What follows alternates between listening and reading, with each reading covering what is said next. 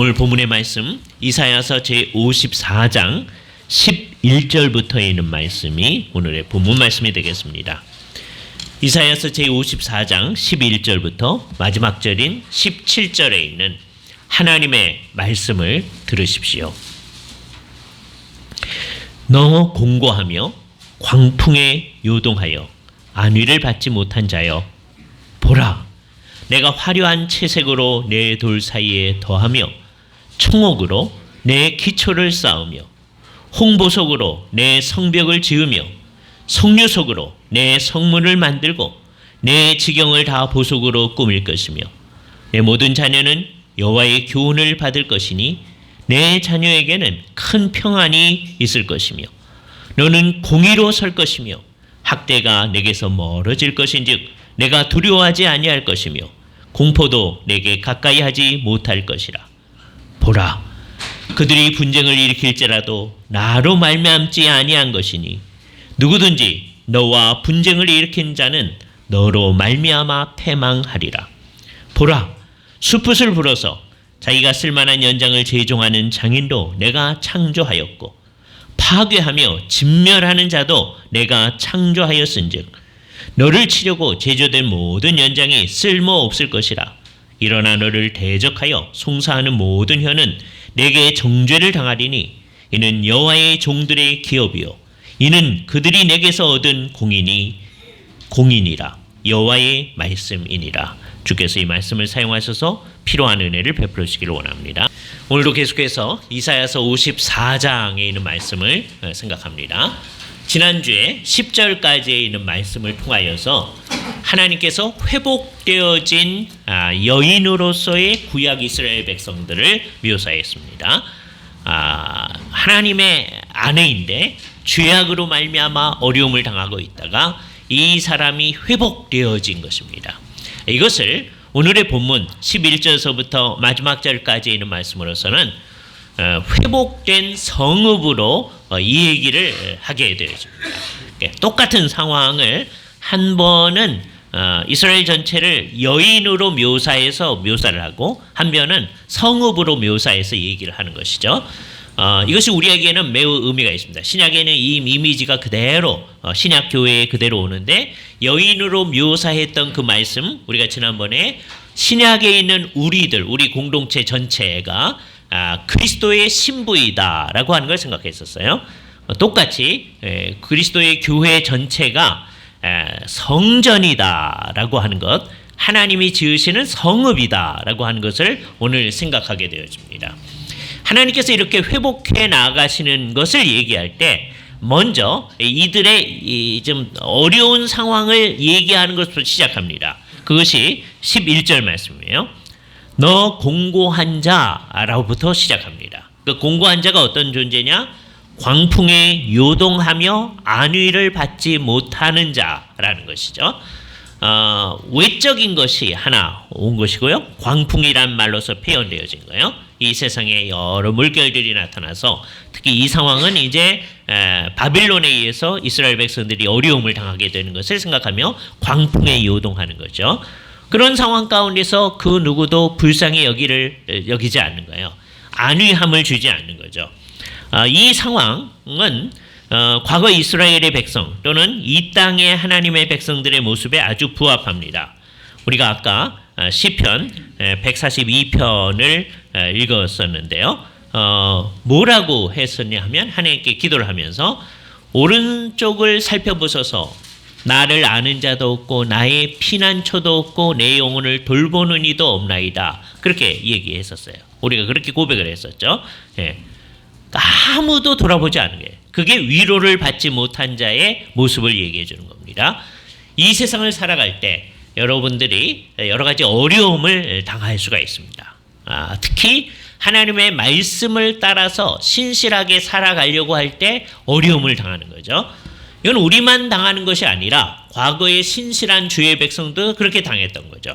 그래서 시편 142편의 저자는 그렇게 얘기한 거예요. 우리 오른편을 살펴보셔서 아무도 아는 사람이 없습니다. 피난처도 없습니다. 라고 얘기하는 거예요. 영혼을 돌아보는 사람 없습니다. 그게 위로를 받지 못한 자죠. 그죠? 시편 에서 그 사람이 여호와는 나의 피난처요 살아있는 사람들의 땅에서 나의 분깃이라 했던 대로 여기 이 공고한 사람에게 하나님께서 얘기를 해 주십니다. 뭐라고 얘기하느냐? 이제 성을 세우는 걸로 하나님께서 묘사를 하는 거예요. 화려한 채색으로 내 돌 사이에 더할 것이다. 그 다음에 청옥으로 내 기초를 쌓을 것이다. 건물을 세워가는 겁니다. 그래서 처음서부터 화려하게 하나님께서 만드시는 거예요. 푸른 돌로 기초를 쌓는다. 고대 사회에 있어서는 푸른 돌을 굉장히 중요시했던 것을 생각할 수 있습니다. 바빌론의 그 문 같은 거 여러분들이 한번 보세요. 그럼 커다란 문 세워놓고 전부 다 파란색으로 쫙 했잖아요. 근데 밑에도 파란색으로 하고 있는 것이죠. 그죠? 그 파란 돌. 그래서 청옥, 적절한 겁니다.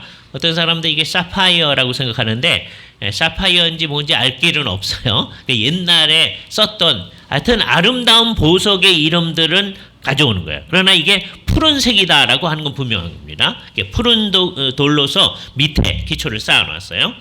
다음에는 빨간 돌, 홍보석으로 내 성벽을 짓는다. 벽이 보석으로 짓는 거예요. 그죠? 하나님께서 그렇게 지어 나간다고 하는 겁니다. 그다음에 석류석으로 내 성문을 만들고 내 지경을 다 보석으로 꾸밀 것이다라고 얘기를 합니다. 그러니까 백성들을 회복시켜 주시는 것을 이번에는 뭐 어떻게 표현하느냐 하면 새로운 건물을 예루살렘을 새롭게 하나님께서 만들어 가시는 것을 얘기해 주는 거예요. 그런데 사실은 중요한 게 실제로 건물을 짓는 게 중요한 게 아니거든요. 그래서 거기에 들어와 사는 사람들에 대해서 얘기하는 것으로 넘어갑니다. 내 모든 자녀는 이거는 이제 너의 자녀란 뜻도 되지만 이 예루살렘 안에 있는 사람들을 지칭하는 말이죠. 근데 뭐라고 얘기냐면 여호와의 교훈을 받을 것이다. 그렇게 얘기했는데 그 여러분 성경에 그 교훈을 받는다라는 말에 숫자가 써 있나요? 그리고 밑으로 내려가 보면 제자가 될 것이다 그랬죠. 그게 아주 적절한 말입니다. 주님의 제자가 된다. 여호와의 제자가 된다. 여호와의 교훈을 받는다. 이게 정말 제대로 됐을 때의 상황을 묘사해 주는 거예요. 하나님의 모든 백성들이 하나님으로부터 직접 가르침을 받는다. 그래서 여호와의 제자가 된다. 여호와의 교훈을 받는다. 그리고 큰 평안이 내 자녀들에게 있을 것이다 라고 얘기합니다. 그죠? 큰 평안. 그 평안이란 말 우리가 알잖아요. 샬롬인데 크다는 게 가돌이거든요. 가돌 샬롬이에요. 큰 평안. 큰 평안이 우리에게 있게 될 거다. 이 세상이 생각할 수 없는 평안이 있게 되는 거예요. 그러니까 사실 앞에 아름답게 그 성벽을 짓는다. 다음에 밑에 기초석을 닦는다라고 하는 거 그 자체가 중요한 게 아니고 결국 이 일이 있게 되어질 것임을 얘기하는 겁니다. 그러니까 두 일이 중요한 거죠. 하나님의 백성들이 하나님으로부터 직접 가르침을 받는 것 그리고 그 결과로 참된 평안이 있는 거예요. 이 둘의 관계성이라고 하는 것은 아주 밀접한 것이죠. 하나님으로부터 가르침을 받지 아니하고 이 세상에 평안이 있지 않습니다. 그 평안은 하나님으로부터 가르침을 받는 데서 오는 평안인 것이죠. 이것이 아주 중요한데 여기 이제 하나가 덧붙여집니다. 뭐라고 하냐면 너는 공의로 설 것이다 하는 거예요. 그러니까 이게 일종의 삼위일체 비슷한 거예요. 하나님으로부터 가르침을 받고 평안이 있는데 의로 세워지는 것이죠. 이것은 어떻게 될 것인가? 신약 전체의 가르침을 종합하면 하나님께서 이루실 의 때문에 사람들이 평안이 있게 되어지는 거예요. 사람들이 만들어내는 의 때문이 아님을 생각할 수 있습니다. 이 말씀이 이사야서 53장 다음에 있다고 하는 것을 우리는 잘 생각해야 됩니다. 53장에 앞으로 오실 메시아의 그 구원이 있어져서 그것에 의해서 우리에게 의가 주어지는 거죠. 그래서 의로 말미암아 우리가 확실하게 수립되어지는 거예요. 그 의로 말미암아 수립되어진 사람들이 날마다 하나님의 가르침을 받죠. 그 결과로 하나님께서 우리에게 큰 평안을 가져다 준다. 그리고서는 이제 지금 우리가 당하고 있는 문제를 언급합니다. 지금 당하고 있는 문제는 뭐냐면 학대였어요. 그런데 그때 하나님께서 이 모든 것을 분명히 할 때는 학대 뭐 이런 것이 내게서 멀어질 것이다. 그러므로 내가 두려워하지 않을 거다. 이 말은 지금 현재는 두려워할 만한 상황 가운데 있다는 것을 얘기하는 겁니다. 이 사람들이 바벨론에 의해서 멸망되기 전에요. 그러므로 지금 사람들이 와가지고서는 바벨론이 이제 한 몇십 년 뒤에 와서 이 사람들을 멸망시킬 겁니다. 이 상황 가운데서 이 메시지를 주고 있는 거예요. 그러니까 하나님의 백성들의 큰 특성이 여기 나타나고 있는 거죠. 하나님의 백성들은 언제나 하나님께서 미리 가르쳐준 말씀에 의해서 삶이 어떻게 되리라 라고 하는 것들을 미리 아는 사람으로서 이 세상 역사를 바라보고 있는 것이다. 이런 본문은 특별히 궁극적으로 되어질 것을 중심으로 하는 얘기란 말이에요. 1차 시련은 이스라엘 백성들이 바벨론에서 포로로 갔다가 잡혀왔다가 다시 회복되어진 상황을 얘기하는 거죠. 그래서 나중에 예루살렘 성전을 새로 짓고 할 상황을 얘기하는 거지만 궁극적 시련은 나중에 하나님께서 온 세상을 새롭게 할 때의 상황을 얘기하는 거예요. 그때도 예루살렘을 중심으로 표현을 하십니다. 그럴지라도 그거는 예루살렘만의 문제가 아니라 온 세상이 새로워짐을 얘기하는 거예요. 그래서 이 말씀이 요한계시록 맨 마지막에 새 예루살렘을 묘사하는 말씀의 기초가 된 말씀이라고 얘기할 수 있습니다. 그건 아주 분명한 거예요. 누구든지 이 말씀 때문에 새 예루살렘을 설명하면서 하나님께서 아름다운 보석들로 그것을 언급하고 있는 말이 똑같지는 않아요. 그러나 여기서 나타나는 청옥, 홍보석, 다음에 하나님께서 푸른 보석들 또 석류석 이런 것들이 다 등장을 하는 거죠. 그래서 하나님께서 궁극적으로 새롭게 하실 온 세상에 하나님의 백성들의 아름다움들을 표현해내고 있는 겁니다. 지금 현재는 어려움 가운데 있어요. 지금 현재는 공포 가운데 있습니다. 그러나 공포도 내게 가까이 하지 못할 것이다. 궁극적으로는 그럴 것이다. 이 약속의 말씀을 받고 있는 사람으로 있는 거예요. 이 궁극적 회복을 말하는 말씀 앞에서 우리들이 생각해야 할 것은 기본적으로 딱 하나입니다. 이것으로부터 나타나는 다른 것도 있죠. 기본적으로 이 약속의 말씀을 믿어야 됩니다. 지금 현재 이스라엘 백성들이 당하고 있는 이 어려운 상황 가운데서는 이렇게 얘기할 때 이걸 믿기가 쉽지 않을 겁니다. 조금 있다가 바벨론이 와서 멸망을 시키는데 하나님께서 우리를 이렇게 하신다는 걸 믿기가 쉽겠어요? 그러나 이때 참 하나님의 백성들한테 필요한 것은 참 믿음이에요. 하나님을 철저히 의뢰하는 거예요.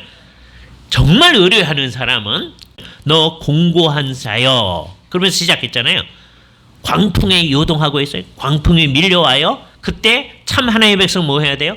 주님을 믿기 때문에 요동하지 아니하고 있는 거예요. 이 세상 사람들이 보면 말이 안 되는 거죠. 지금 광풍이 밀려와서 이 사람을 정말 없애버릴 것처럼 하는데 이 사람은 그 가운데서도 하나님을 든든히 믿고 있는 거예요. 어느 시대에나 하나님의 백성들에게 필요한 것이 바로 그겁니다. 요것의 대표적인 예로 그 다음 절에서부터의 예를 한번 생각해 보세요. 보라 15절의 말씀 그들이 분쟁을 일으킬지라도 그런 일이 있어질 거라는 거예요. 근데 그거는 나로 말미암지 아니한 것이니 그렇게 얘기합니다. 그래서 몇 가지를 생각해야 돼요. 어떤 때는 사람들이 분쟁을 일으킬 때 그게 하나님으로 말미암아 나타나는 분쟁